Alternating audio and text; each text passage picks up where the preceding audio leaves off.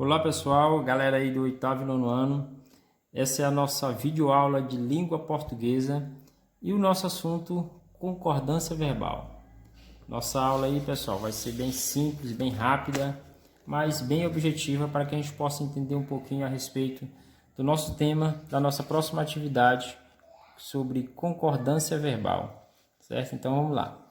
Concordância verbal ocorre quando o verbo se flexiona para concordar com o seu sujeito. Observem só, ocorre quando o verbo se flexiona.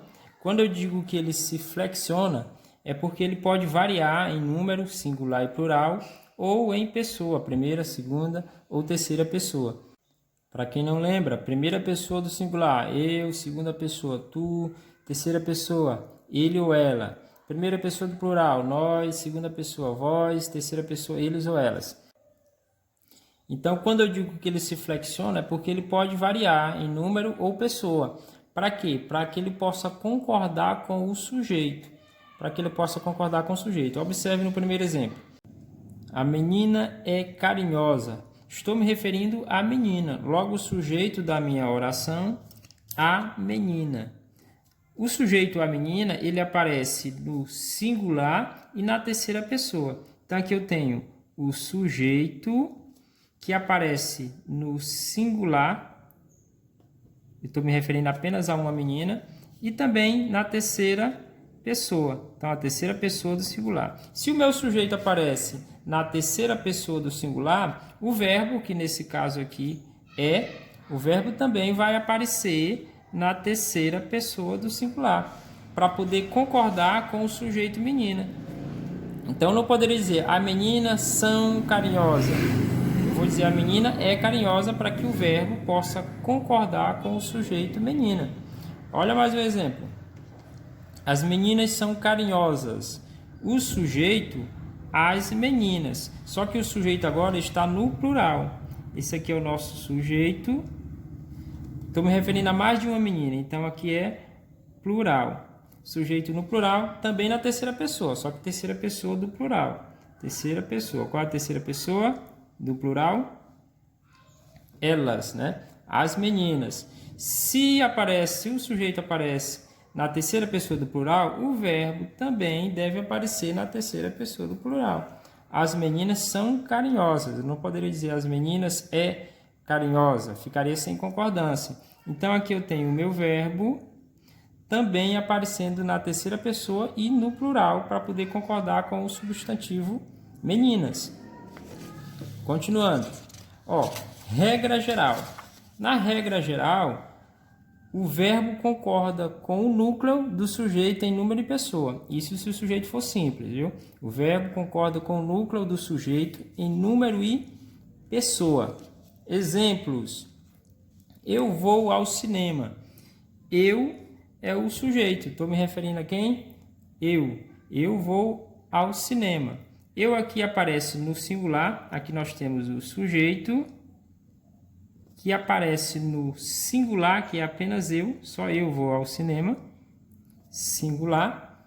E, nesse caso aqui, primeira pessoa. Primeira pessoa do singular. Pronto. Se o sujeito aparece na primeira pessoa do singular, o verbo, aqui vou, né? O verbo também vai concordar com o sujeito. Também vai aparecer na primeira pessoa do singular.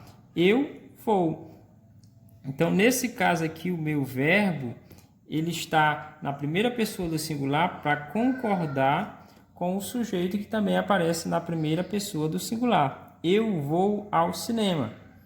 Olha o próximo exemplo. Nós vamos ao cinema. O sujeito, agora é nós, mais de uma pessoa, não apenas eu. Mais de uma pessoa vai ao cinema. Então, nós vamos ao cinema. Aqui eu tenho o meu sujeito, aparecendo agora no plural. Ainda é a primeira pessoa, só que do plural. Primeira pessoa do plural.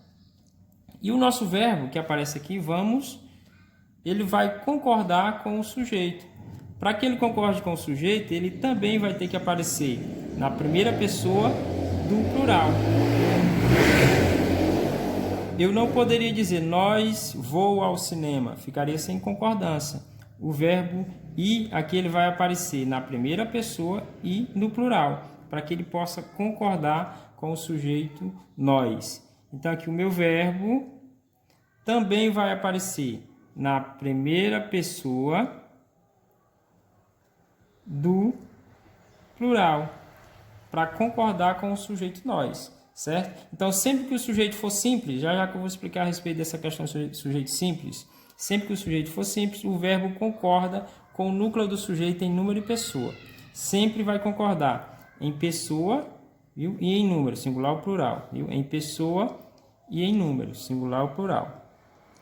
Próximo exemplo. Olha só.